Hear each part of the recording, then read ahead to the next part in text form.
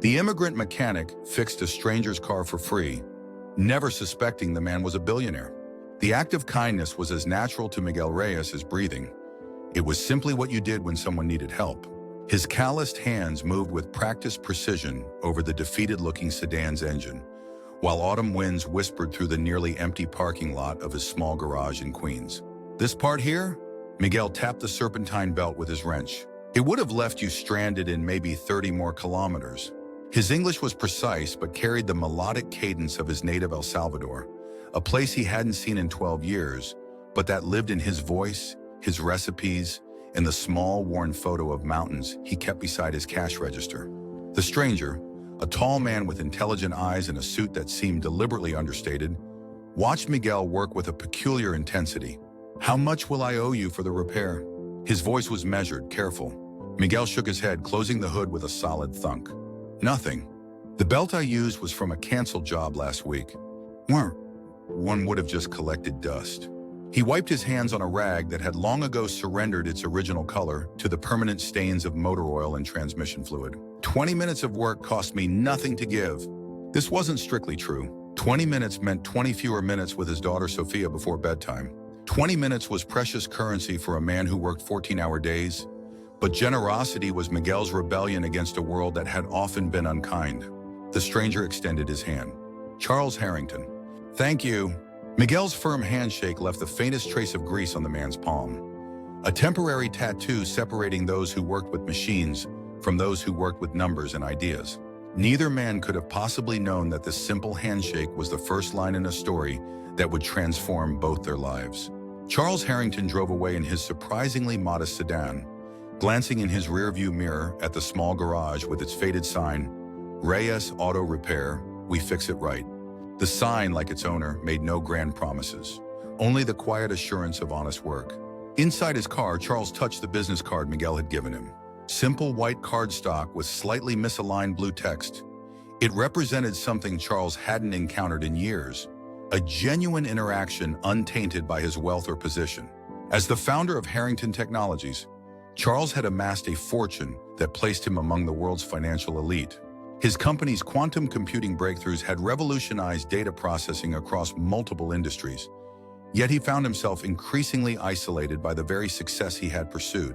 The sedan he drove, worth perhaps a 40th of the cars in his collection, was his attempt at occasional anonymity. The engine's temporary failure had been an annoyance until it became something unexpected. A brief window into a world where value was measured in direct human terms. The card sat on his passenger seat as Charles merged onto the expressway, unaware that he would return to that small garage sooner than either man could imagine. 3 days later, Miguel's hands trembled as he read the eviction notice taped to the garage door. The building's new owners had terminated all existing leases. His business, the Dominican bakery next door, the laundromat on the corner, all would need to vacate within 60 days. Gentrification had been creeping through the neighborhood for years, but Miguel had convinced himself his little corner would somehow remain untouched. "Papa? Sophia, what's that paper?" Sophia stood beside him, her 8-year-old face serious beneath her school backpack. She spent afternoons at the garage since Miguel couldn't afford after-school programs, doing homework on a small desk he'd built in the office corner. Miguel folded the notice and slipped it into his pocket, forcing a smile.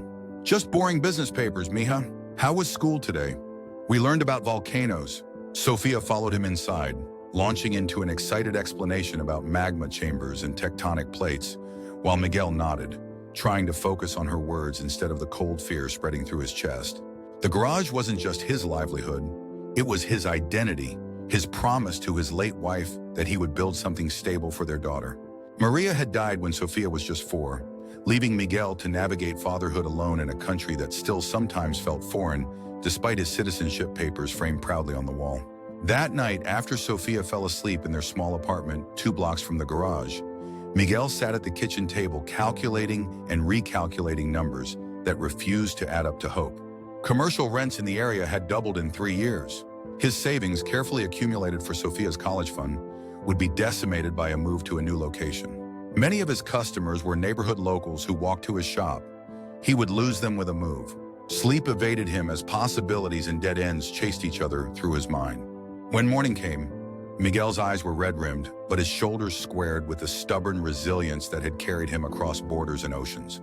"We keep going," he whispered to Maria's photo on the nightstand. "One day at a time."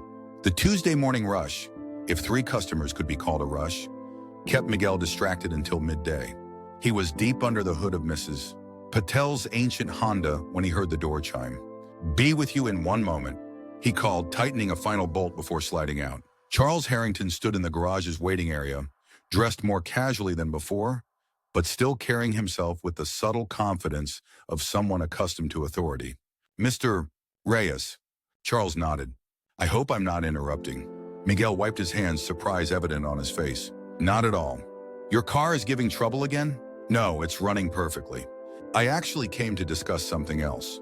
Charles glanced around the garage, noting the meticulously organized tools, the worn but immaculately clean customer chairs, the small desk in the corner with a child's math workbook open beside a collection of colored pencils. "Is there somewhere we could talk privately?" The small office at the back of the garage was hardly bigger than a closet, but it offered the privacy Charles had requested. Miguel cleared a stack of invoices from the spare chair, apologizing for the cramped space. "What can I help you with, Mr. Harrington?" Charles seemed to consider his words carefully. "I want to be direct with you, Mr. Reyes. After you helped me last week, I was curious about your business. I did some research." Miguel's expression tightened almost imperceptibly. He had encountered this before. People who discovered his immigration story and felt entitled to opinions about it. Despite his legal status, these conversations never became easier. Charles continued, "I learned that this building was recently purchased by Meridian Development Group." "Yes," Miguel acknowledged, the eviction notice a physical weight in his jacket pocket. "We have 60 days to find a new location."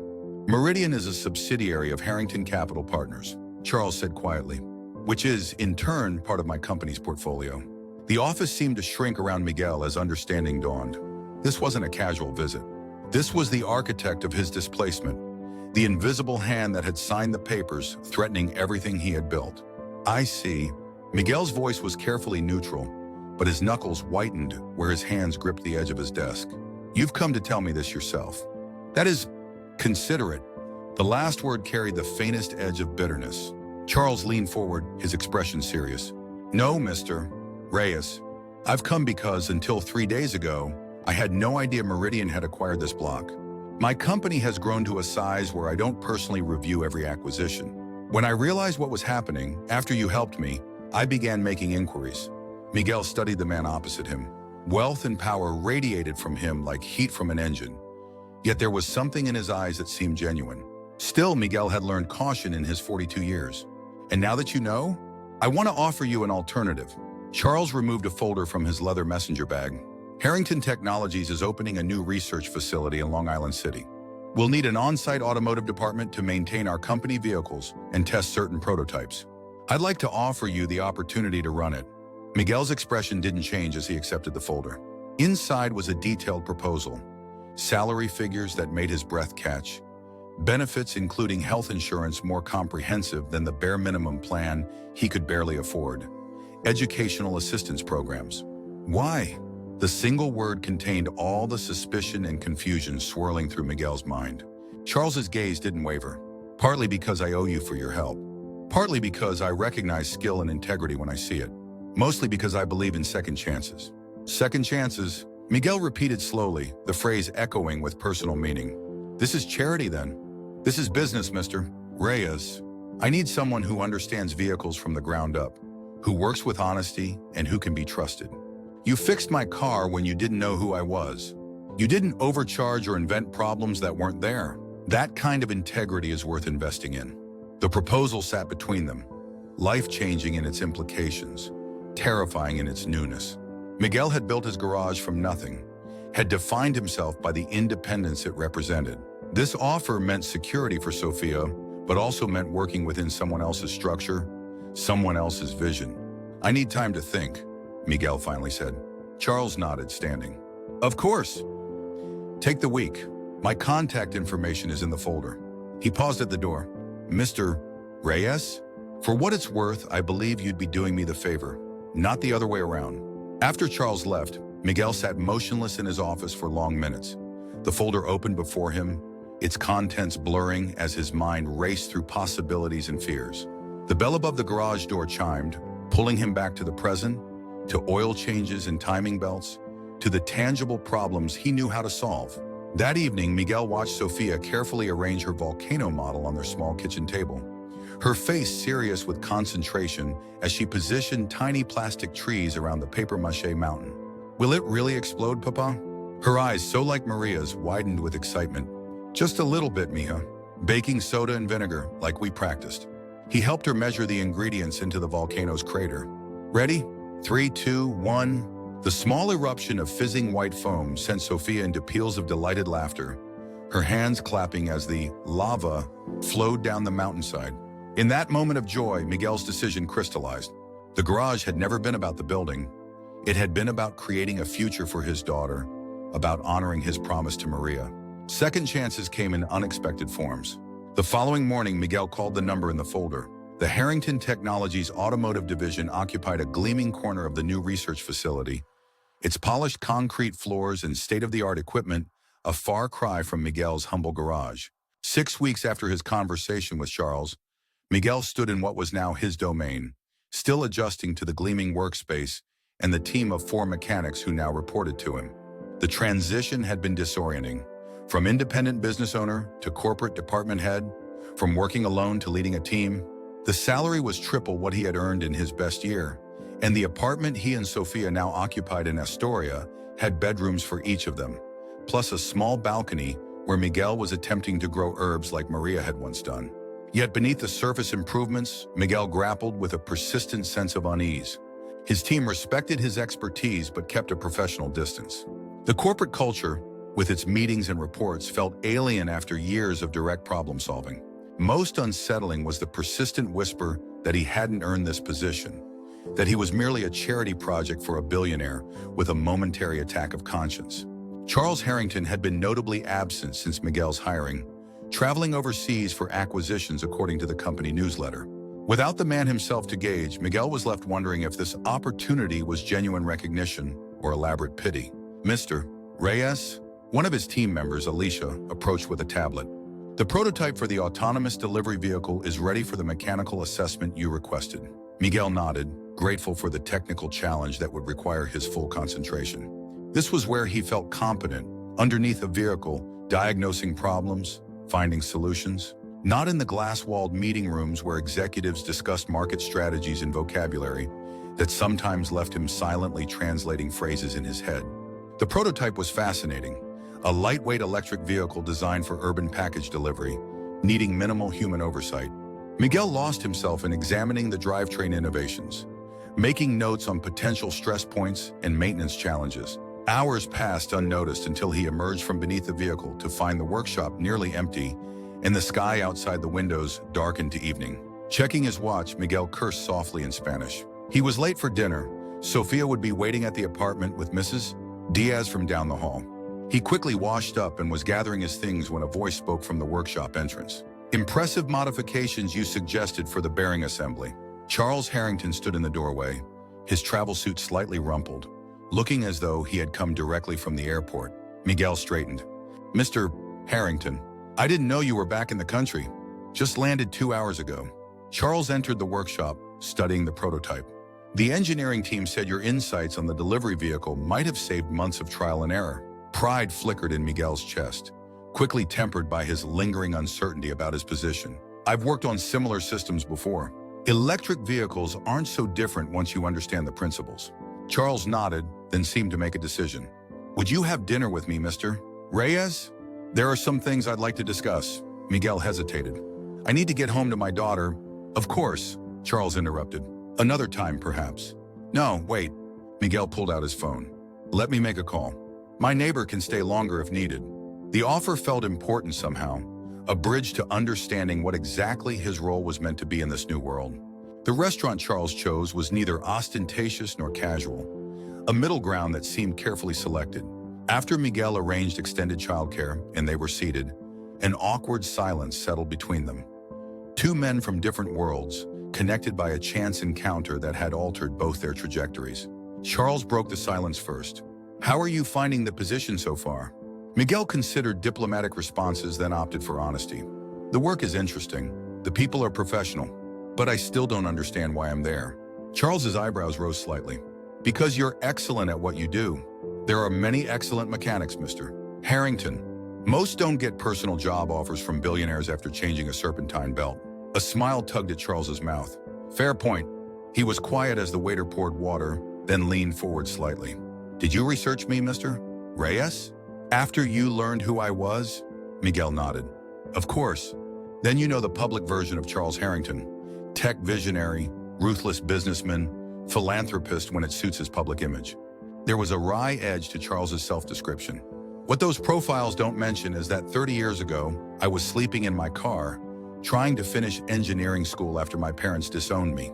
Miguel's surprise must have shown on his face because Charles continued, My family had a modest manufacturing business. They expected me to join after high school, but I wanted to study quantum computing when it was still considered science fiction. When I insisted on college, they cut me off completely. The waiter returned for orders. After he departed, Charles continued, One night during my second year, my car broke down on a back road. No cell phones back then. I was stranded until a mechanic named Joe Patterson drove past, stopped, and fixed my alternator at midnight in freezing rain. Wouldn't take a dime for it. Miguel listened, beginning to understand where this story led. Patterson told me that night that people get second chances when someone believes in them before they've proven themselves worthy. He said his father had done the same for him once. Charles's gaze was steady. 3 months later, Joe co-signed a loan for my first proper lab space when no bank would touch me. That lab developed the processing algorithm that became the foundation of Harrington Technologies. The food arrived, but neither man immediately began eating. So I am repayment of an old debt, Miguel said finally. Charles shook his head. You are the continuation of a principle. Patterson taught me that true success is measured by the opportunities we create for others, not by what we accumulate. I've lost sight of that too often over the years. Miguel cut a piece of his steak, considering. And what exactly do you want from me in return for this opportunity? Excellence, honesty, and eventually when you encounter someone who deserves a second chance, pass it on. Charles's expression was earnest in a way that sharply contrasted with his public persona. That's the only repayment Joe ever asked of me. As they ate, the conversation shifted to the technical challenges of the autonomous vehicle prototypes. Miguel found himself forgetting momentarily about the wealth disparity between them as they debated engineering solutions with equal passion. Charles listened to Miguel's ideas with genuine interest, occasionally making notes on his phone when Miguel suggested alternative approaches. It was nearly 10 when they finished. Outside the restaurant, as they waited for their respective rides, Charles said, I'm not offering charity, Miguel. I'm investing in potential. There's a significant difference. For the first time since taking the position, Miguel felt the weight of uncertainty begin to lift. I understand the difference, he said, and I appreciate the clarity. Charles extended his hand. This time, when they shook, there was no trace of grease, just the firm grip of emerging equals. Spring arrived with gentle persistence, softening the city's hard edges with cherry blossoms and tentative greenery. 3 months into his role at Harrington Technologies, Miguel had found his rhythm. His team no longer maintained professional distance. They had become collaborative partners, drawn together by Miguel's unpretentious expertise and willingness to both teach and learn. Sophia flourished in her new school, bringing home art projects and math awards with equal enthusiasm. Their apartment balcony now boasted a small container garden where cilantro, basil, and Maria's favorite serrano peppers stretched toward the sun. On weekends, Miguel took Sophia to museums and parks that had always existed in their city, but had somehow seemed to belong to other people's lives before. What surprised Miguel most was his developing relationship with Charles. What had begun as an awkward obligation had evolved into something resembling friendship.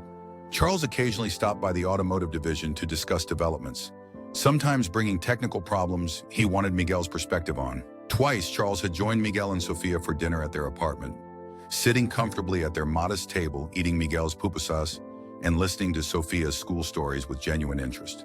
The distance between their worlds remained vast, but bridges were forming, tentative connections built on mutual respect and shared passion for solving problems. On a brilliant May morning, Miguel arrived at work to find his team gathered around a vehicle in the center of the workshop.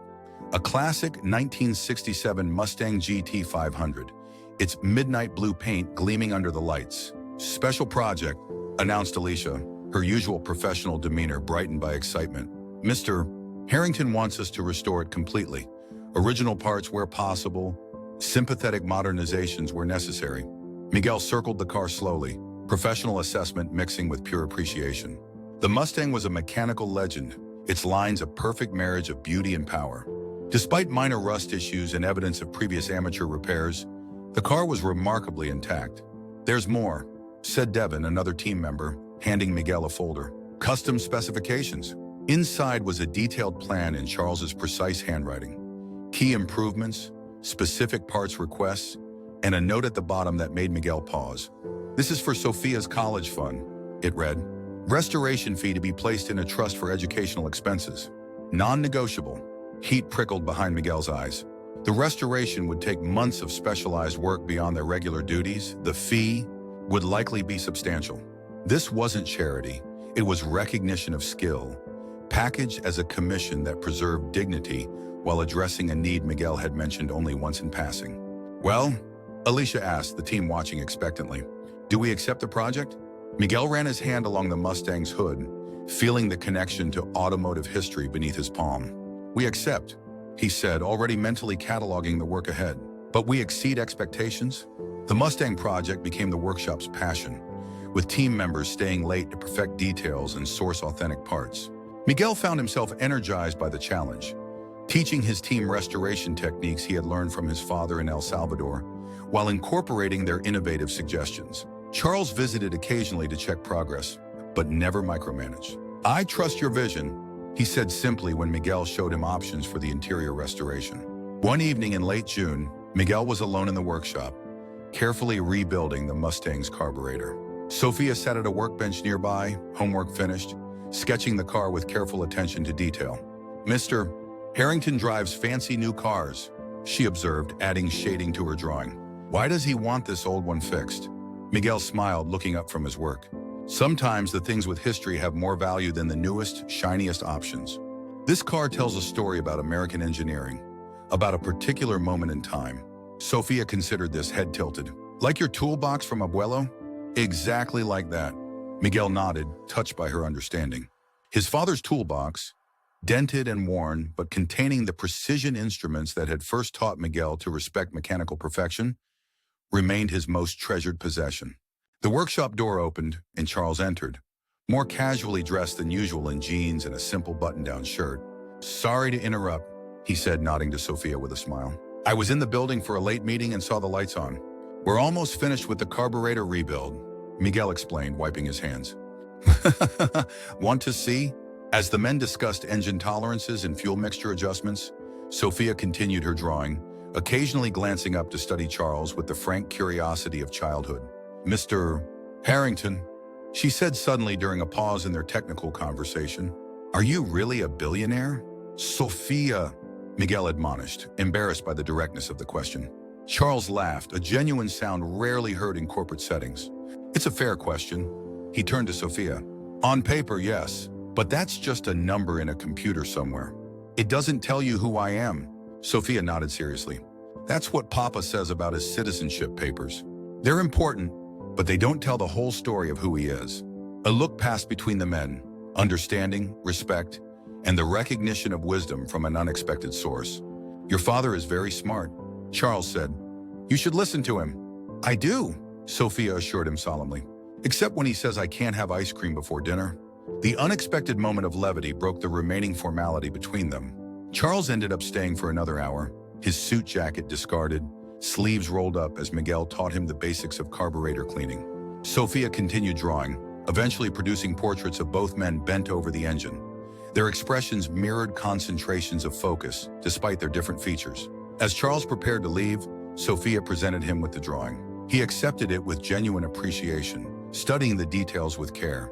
"You have a good eye for what matters," he told her, the simple compliment carrying weight beyond the drawing itself. After Charles departed, Miguel and Sophia gathered their things, turning off the workshop lights. As they walked to the subway, Sophia slipped her hand into her father's. "I like him," she decided. "He looks at people when they talk. Abuela always said that's how you know someone has a good heart." Miguel squeezed her hand gently. "I think your abuela would have been a good judge of Mr. Harrington."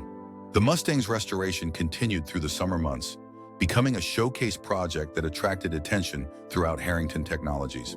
Executives and engineers from other divisions began finding reasons to visit the automotive workshop, ostensibly to check on the classic car's progress, but increasingly to consult with Miguel's team on technical challenges. What had begun as an isolated department was evolving into an integrated resource for the company. Miguel found himself invited to product development meetings, his practical experience with materials and mechanical systems valued alongside the theoretical knowledge of engineers with advanced degrees. The transition wasn't without challenges. Miguel still occasionally struggled with technical vocabulary in English, and some company veterans regarded his rapid rise with skepticism. But the quality of his work, particularly the meticulously documented restoration process, gradually silenced critics. By August, the Mustang was nearing completion, its engine rebuilt to better than original specifications, its body restored to gleaming perfection. Miguel had added subtle improvements, modern brake components disguised to look period-appropriate, discreet strengthening of key structural elements that maintained the car's classic appearance while enhancing safety and reliability. On a sweltering Thursday afternoon, Charles arrived at the workshop accompanied by a slender woman whose elegant gray pantsuit and keen observant gaze marked her as someone of importance. "Miguel," Charles called, waving him over from where he was making final adjustments to the Mustang's timing. "I'd like you to meet Victoria Chen, our Chief Innovation Officer." Miguel wiped his hands before shaking hers, noting the firm grip and direct eye contact that matched Charles's own interpersonal style. "Mr. Reyes," she said, "I've heard impressive things about your work here. Charles has been particularly vocal about your contributions to the delivery vehicle project." "Thank you," Miguel replied, uncertain how to respond to the unexpected praise. "It's been a team effort," Victoria smiled slightly. "Charles said you'd say that." She turned toward the Mustang. "Is this the famous restoration project?" Miguel led them through a detailed tour of the vehicle, explaining key decisions and specialized techniques they'd employed. Victoria asked surprisingly technical questions that revealed an unexpected depth of automotive knowledge. "My grandfather ran a repair shop in Taiwan," she explained, noticing Miguel's surprised expression. "I spent summers learning from him before pursuing engineering." The common ground shifted their interaction, the conversation flowing more naturally as they discussed mechanical challenges and solutions. When Victoria eventually excused herself for another meeting, she turned to Miguel with professional appreciation. "We're developing new materials for our quantum computing cooling systems," she said. "Your practical experience with heat dissipation and friction coefficients would be valuable to the research team. Would you be willing to consult?" The invitation, clearly professional rather than charitable, represented another step in Miguel's integration into the company's core work. "I would be honored," he replied. After Victoria departed, Charles lingered, studying the Mustang with appreciative eyes. "She doesn't impress easily," he noted. "Your reputation is growing." Miguel felt a complicated mix of pride and uncertainty. "I'm still learning how everything works here, not just the machines." Charles nodded, understanding. "Corporate culture is its own kind of foreign language, but you're becoming fluent faster than you realize." He ran his hand along the Mustang's fender. "When will it be ready?" "Next week," Miguel promised. "We're doing final adjustments and detail work now."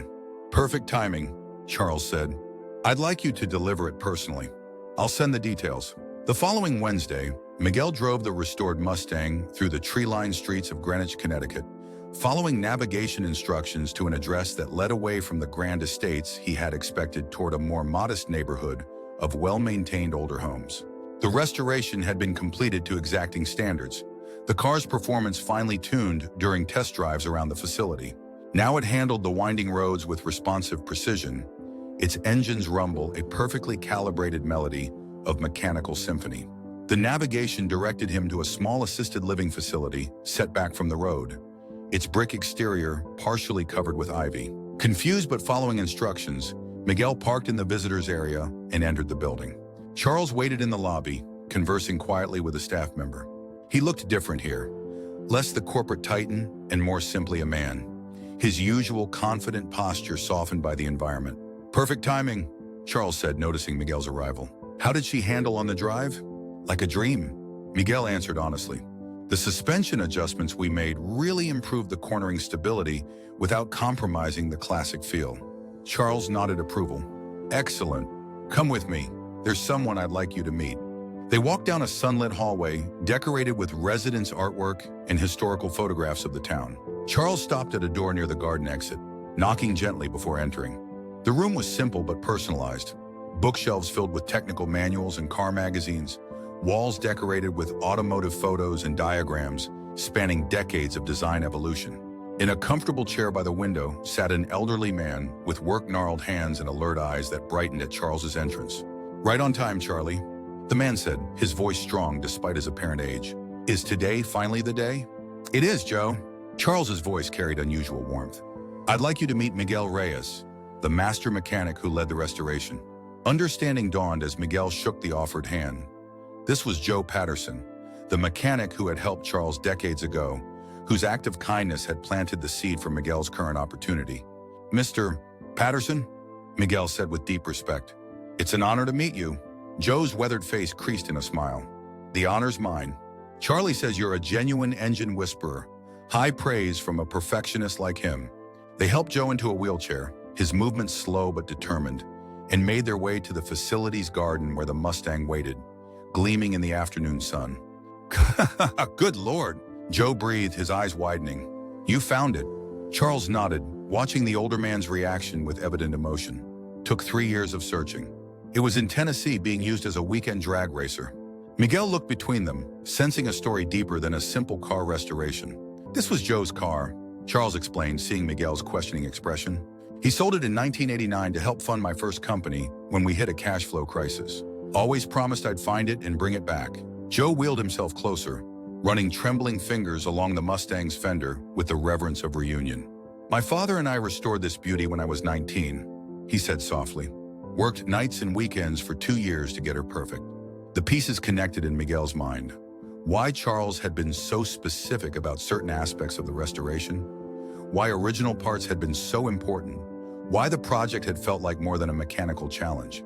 They helped Joe stand, supporting him as he opened the driver's door and lowered himself into the seat. His hands found the steering wheel with familiar grace, muscle memory transcending the decades since he had last sat there.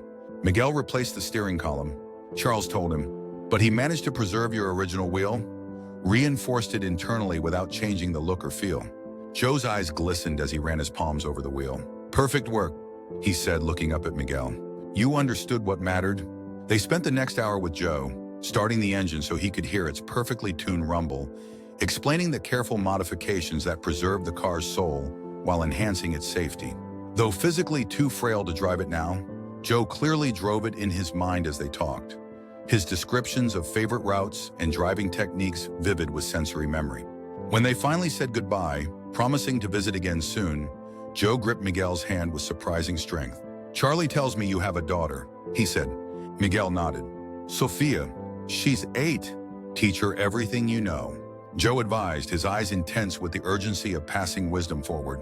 Not just about cars, about seeing what others miss, about fixing what others discard. That's how we change the world, one repair at a time. The drive back to the city was quiet, both men absorbed in their thoughts. As they approached the Queensboro Bridge, Charles finally spoke. "Thank you," he said simply. "That meant more to him and to me than I can adequately express." Miguel kept his eyes on the road, processing the day's revelations. "The car isn't staying with him?" "No," Charles confirmed. "He insisted it should be used, not just admired. I'll drive it regularly, take it to visit him often. A vehicle needs to fulfill its purpose." Miguel agreed, understanding the sentiment perfectly. As they crossed into Queens, Charles directed Miguel to pull over at a small neighborhood park. They got out, stretching after the drive, and walked toward a bench overlooking the East River and the Manhattan skyline beyond. "When I met you," Charles said as they sat, "I was in the middle of the biggest acquisition in my company's history.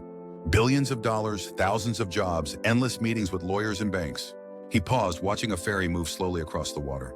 "I scheduled that afternoon to drive through Queens specifically to escape the pressure for a few hours." Miguel listened, beginning to understand that the chance encounter that had changed his life had perhaps affected Charles too, in ways less obvious but no less significant. "When my car broke down, I was initially frustrated, another problem demanding solution. Then you fixed it, refusing payment, treating me exactly the same as you would anyone else who needed help." Charles turned to look directly at Miguel. "That simple human interaction reconnected me to something essential I'd been losing touch with.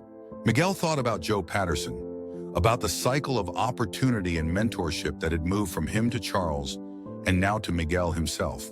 Second chances, he said quietly. And first ones, Charles added. You've created something important at Harrington Technologies, Miguel. The automotive division is now one of our most collaborative and innovative departments. That's not because of my intervention, it's because of your leadership. The conversation shifted to the future, to expanded responsibilities Charles wanted Miguel to consider, to Sophia's education and Miguel's own interest in pursuing additional technical certifications.